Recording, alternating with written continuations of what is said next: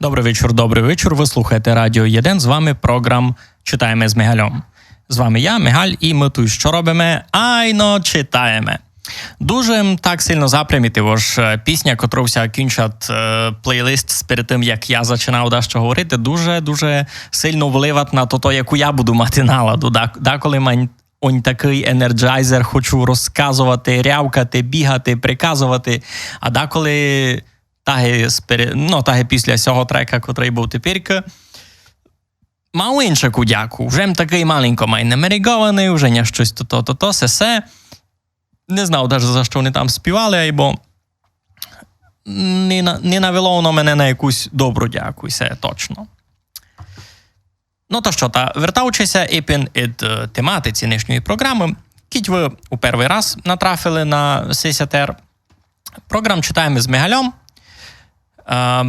Маю в собі таку задумку, що я хотів би ділитися помаленьку ту літературу, котра в мене є вдома, але не фізично. Я не прийду та й думаю, вам книжку не дам. То би було досить чудно, бо і мені ви очей-то не дасте. Но не никавчи на то, я можу вас маленько хоч зазнамити з тими книжечками, котрі в мене суть. Низька, наприклад, притягнули ми з собою зась книжку «Реактори не вибухають» Станіслава Дворницького і Катерини Міхаліциної. Книжечка видана 2 роки назад видавництвом «Портал» у Києві. Книжечка, книжечка, така книгище, я був пою, господичку, вона така величезна, ви б виділи. Вона розписує фактаж такої смутної сторінки нашої історії, є катастрофа в Чорнобилі. І в той момент виділося, а чи нічого страшного з нами і не стане, не? Подумали сте теж за те, що тепер думав я? Ну. Та смисл у чому? Смисл у чому? Я на сесі ефіри іду з якоюсь книжкою, я її маленько читав і пробую за неї дещо розказати. Чим вона інтересна мені, чим вона гіпотетично може бути інтересна вам. Книжка «Реактори не вибухають» така, вона мені чимось припоминає якусь таку нуарну історію, детектив, може, даже, де оповідач веде нас через якісь міста, локації у тому дораз виміршому світові, на який фурт далі жиє, по вулицям Прип'яти, по тим блокпостам, по тим уже скоро вимершим селам. І при тому ця повістка іде з перебивками якоїсь фактичної інформації.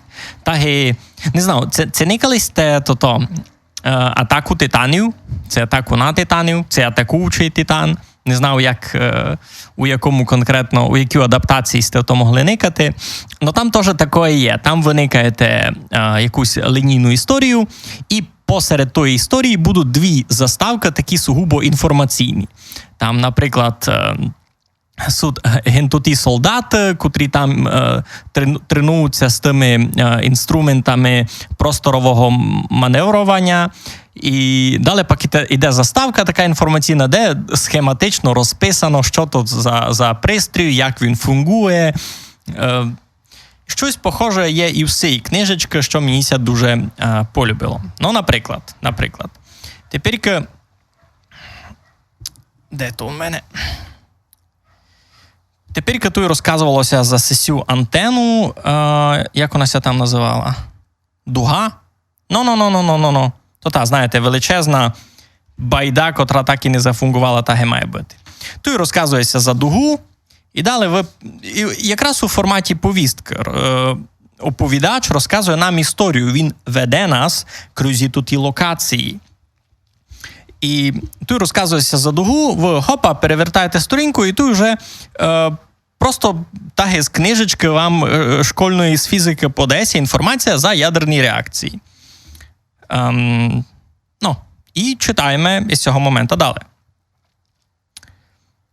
Ядерні реакції – це взаємодія ядра одного елемента з іншим.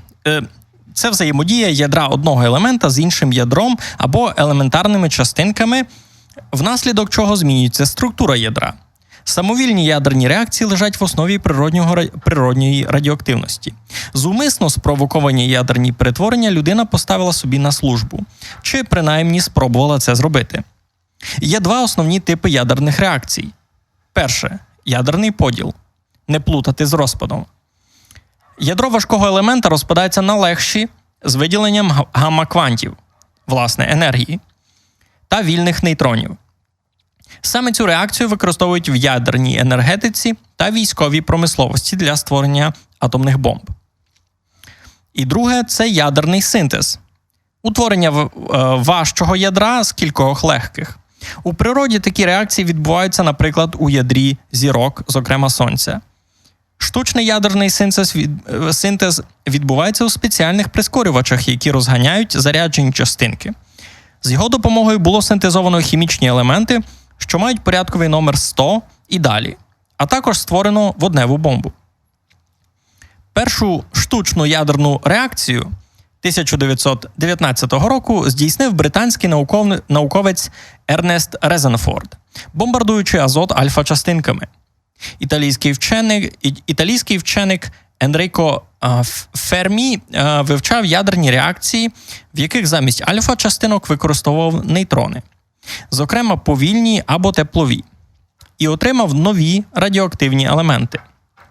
А 1939 року німецькі вчені Отто Ган і Фриц Штрасман зуміли розщепити ядро урану і виявили, що при цьому відбувається колосальний викид енергії.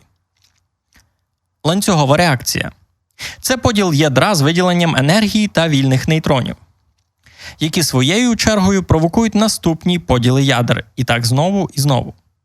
Для того, щоб реакція тривала, потрібно, аби кількість вільних нейтронів у наступному поколінні була більша, ніж кількість втрачених у процесі, тобто поглинених іншими атомами. Якщо їх буде менше, реакція припиниться. Якщо кількість нових нейтронів постійно зростатиме, то і реакція весь час розганятиметься і врешті може закінчитися вибухом. Таку реакцію називають неконтрольованою, і це принцип дії ядерної бомби. Якщо ж кількість нейтронів, які виникають унаслідок реакції, і тих, які з неї вибувають, однакова, то така реакція може тривати як завгодно довго. Це принцип роботи ядерного реактора. Та й все. Тут ми перевертаємо сторіночку і вже йде геть другий тип контента, можна так казати. Тут у нас вже карта.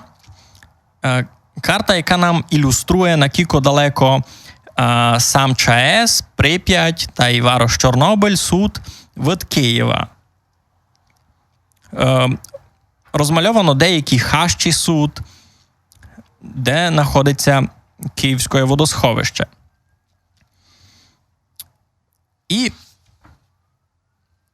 слідуючий слайд, господи, тут тільки красних малюнків, а я вам тот раз на Телеграм так і не позамітував, я так пам'ятаю. Господи, туйся вже темніє. Ану, видержте секунду, я лише включу світло.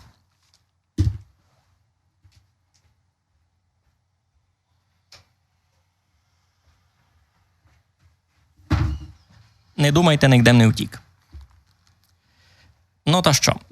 Листаємо далі. У нас тут величезна арка, реактор номер 3, якісь люди у жовтих халатах. І це, направду, то та нуарна картина, така атмосфера усієї книжки. Вона, насправді, така дуже, як би то повісти, хмура, дуже тяжка. Хоч насправді образчики не чорнобілі, мало не повністю чорнобілі, вони з кольоровими акцентами, бо якраз із-поза цих кольорових акцентів воно визирає таким тяжким, бо ушитко чорно-біле, а жовтим та й членом виділені тут ті елементи, з котрими біда. Листаємо далі. І тут продовжується повістка. Мирний атом у кожен дім. Йой, Боже хорони. Чорнобильську атомну електростанцію розташовано за 18 кілометрів від міста, яке дало їй назву. Здалеку це просто височенні труби над промисловими будівлями, паркани, канали, залізничні колії, недобудовані башти і собаки, які стали невіддільною частиною всієї екосистеми зони відчуження. І це, маєте розуміти, тепер це вже говорить за теперішній став ситуації. Не за те, яким Чорнобиль визирав в роки, коли станція фунгувала.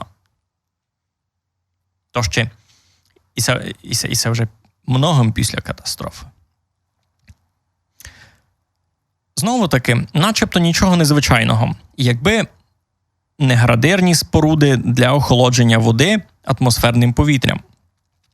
Оті самі башти вже де-не-де пощерблені часом і оброслі зеленими килимами моху, до якого не можна торкатися. І якби не велетенські соми у ставі охолоджувачі неподалік головного в'їзду на територію ЧАЕС. Велетенські і безстрашні звиклі до людей, які кидають їм хліб і не ловлять, бо рибалити у ставку суворо заборонено через дуже високий рівень забруднення води та мулу.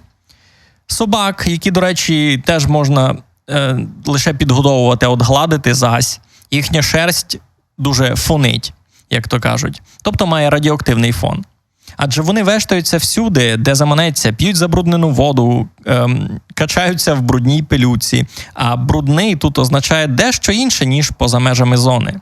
Брудний – це радіоактивний. І ось вона, станція, точніше так, ось він, той самий 4-й енергоблок. Ядерний реактор, якого вибухнув у ніч з 25 на 26 квітня 1986 року і розділив світову історію на до та після Чорнобиля. Бетонний прямокутник, невидимий тепер, захований у подвійну мушлю. Не те, щоб збудувати перший її шар, саркофаг або ж об'єкт укриття, було на те, господичку, я вже сліпий ніч не вижу. На те, щоб збудувати перший її шар, себто саркофаг або ж об'єкт укриття, було покладено тисячі людських життів. Його побудували поспіхом, щоб якнайшвидше затулити отруйну пащу знищеного реактора. І тоді ніхто не шкодував ні сил, ні здоров'я, не думав про наслідки. Головне було зупинити викид, замурувати розбушований мирний атом. Їм це врешті вдалося. Ліквідаторам, безіменним для більшості з нас.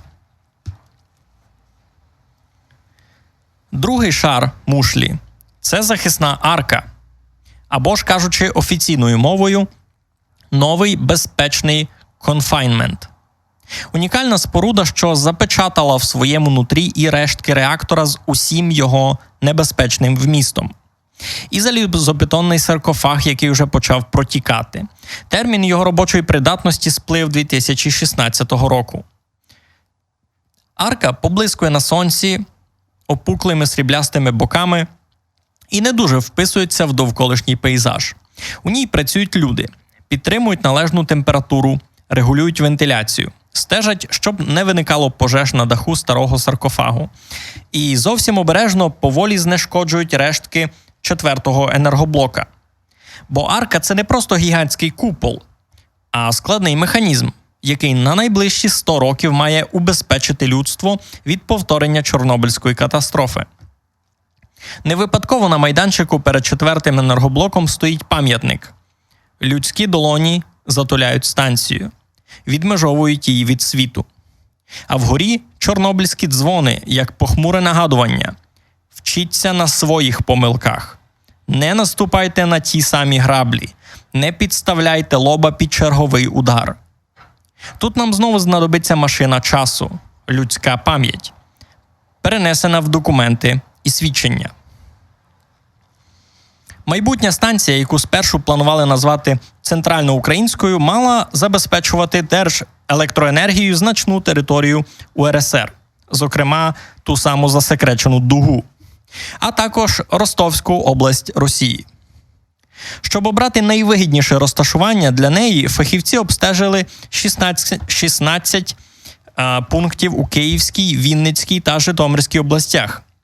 Певний час вагалися між двома перспективними точками. Одна біля села Ладижин на Вінниччині, а друга біля села Копачі на Київщині. Остаточний вибір зробили на користь Копачів неподалік міста Чорнобиль.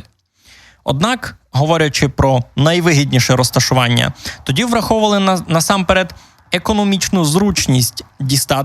Дістатися туди можна було автошляхами, залізницею і по річці.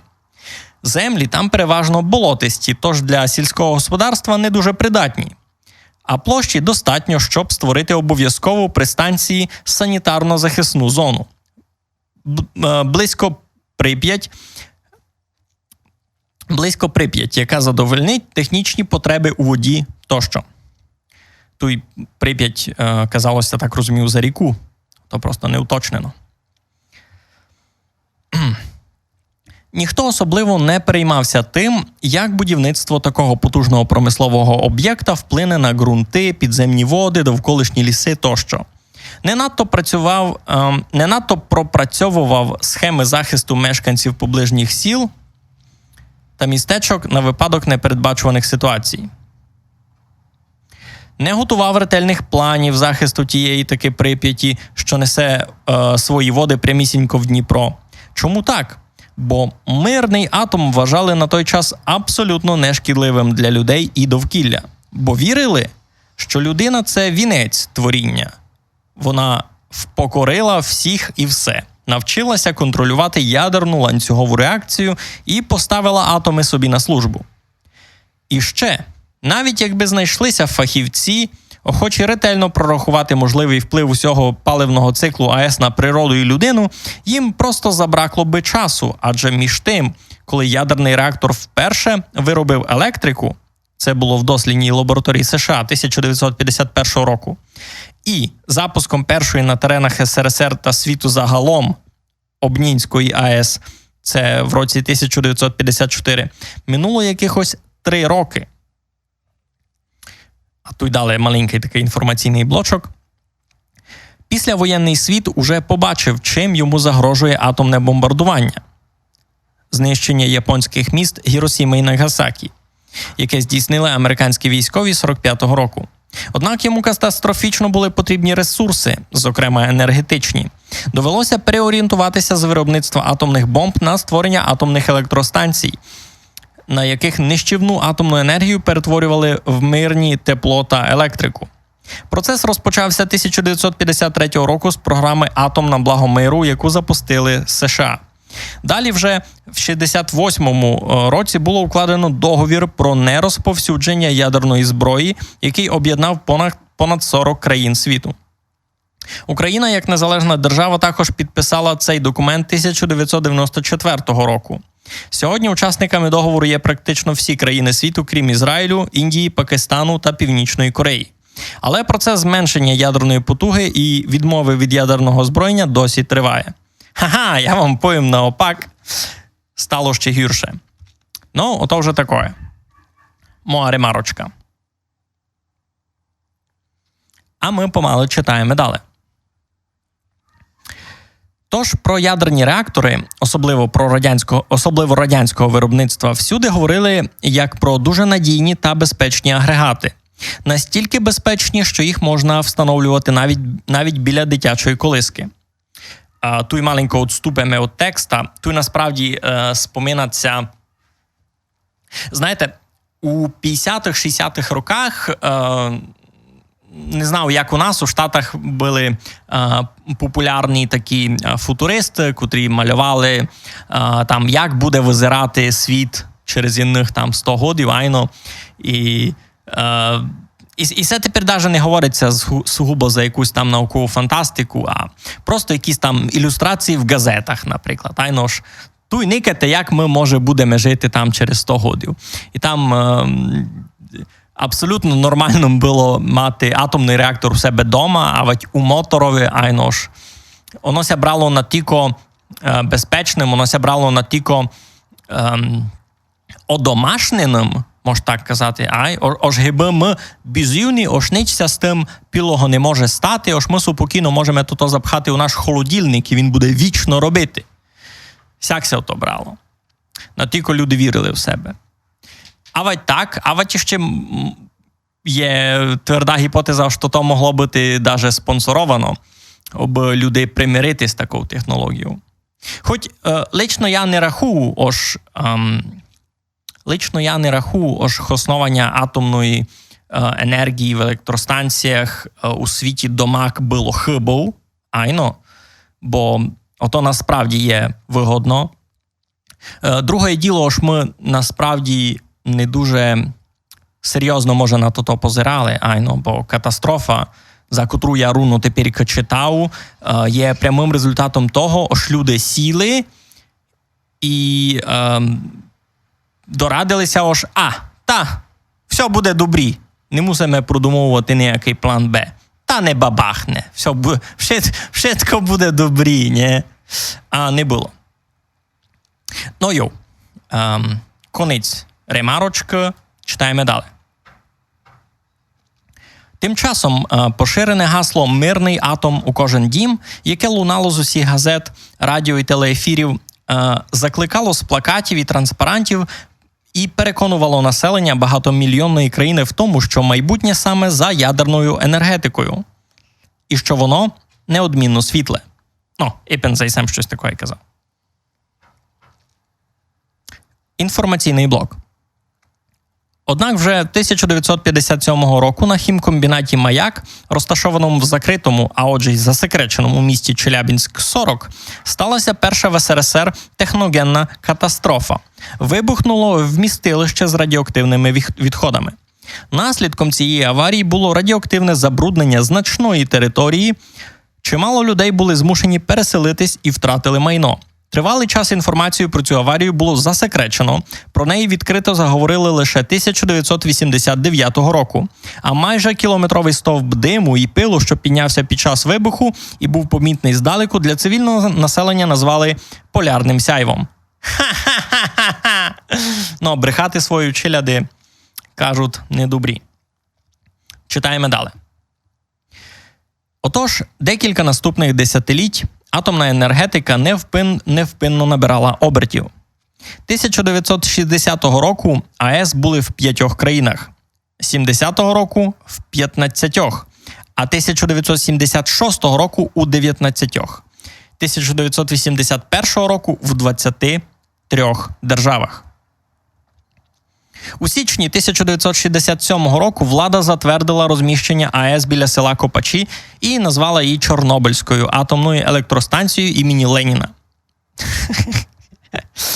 Будівництво традиційно для цієї епохи відбувалося ударними темпами, тобто якомога швидше. Бажано з випередженням установлених термінів. Чи можна, працюючи на такій швидкості, врахувати і узгодити всі будівельні, технічні та інженерні нюанси? Чи можна забезпечити належне виконання завдань робітників на всіх ланках, від прибиральників до найвищого керівництва станції? Чи можна поквапом будувати такий складний і високотехнологічний об'єкт, як ядерний реактор? Чи завжди швидкість дорівнює якість? Відповідь на ці запитання доволі очевидні. Добрі, туй зась маленько покладу на паузу і поговорю з вами як челядник, який лише пару років, но має скушеності проєктовий менеджер. Із свого личного експірієнса, гейся каже, можу вам повісти пробувати пилувати на людей у дуже великих таких проєктах. Безумовно, 100% усе фурт тема буде приводити і проблемам, котрі з яких пак вилізають по тому, і вилізають також вам це то не полюбить. І одно діло, коли ви чините просто веб-сайт, котрий продає якусь лупину, а друге діло, коли ви строїте матір'му солодку атомну електростанцію, котра може бебехнути і убити много людей. А далі пак вашим дітям, внукам, правнукам і ще пару поколінь далі треба буде то розгрібати. Тому що ви попилувалися і учинили ушитко на гітма і скоро, а пак цілих, 6 годин, 7 годин, кілько вона там фунгувала? 67-го затвердили, 86-го, не цілих 20 годин битися в груди, якісь ми молодці. А далі пак молоді хлопці вмирають. Чого? Чого вмирають? Бо тися паскудо один попилував, бо така була у державі мода. Аж треба було спішити. І тут вже навіть народна приказка, аж ко спішить, тот людей смішить, не помогла. Ну йоу, най буде сяк. Я би казав, що на низько ми наш етер будемо потихеньку закривати. Я не знав, це я буду читати Іпенсісю книжечку в слідуючий раз, но я би вам дуже радив її купити. Наприклад, коли у вас тут малі діти, і ви б хотіли, бо вони знали за цю катастрофу, і при тому, бо вони мали красний візуальний матеріал вдома, бо ця книжка, крім того, що розказує про страшну трагедію, є по-справдішнім художнім чудом, я би навіть пою. Вона мені це дуже любить. У ній дуже парадні ілюстрації, вона читаво графічно оформлена. Я би її указував скорше як красний набір ілюстрацій, який просто йде в комплектовий із важним текстом. Епен, яку літературу будемо читати в слідуючий раз і ще не знав, то поникаємо і може заголосуємо за то у телеграмові. Будемо видіти. Книжку «Реактори не вибухають» можете купити і тепер на інтернетові. Мені так видить, вона є доступна, бо я з передетером минулим кой гуглував, та писало, що вона є. Май мало у 2 чи 3 інтернет-магазинах відділимо ж є у них складом. Та на низьке то, а чи й буде вшитко. Нагадав вам, слухали сте Радіо 1, слухали сте програм «Читаємо з Михайлом». З вами був я, Михайль, і читали сме книжку Катерини Михаліцину із Станіслава Дворницького «Реактори не вибухають». Стрітимося з вами, а ватьма й точно учуємося з вами у слідуючий понеділок усякий час. Лиш ще не знав, що конкретно будемо читати, тося дорадимо мало майпотім. Не ганьбіться кільтувати гроші в Україні, кіті сте дома. Помагайте нашій в економіці, помагайте нашій в армії викопкати тих паскудот з нашої хижі. На сьому раз конець. Сокутіться, майтеся, будьте здорові.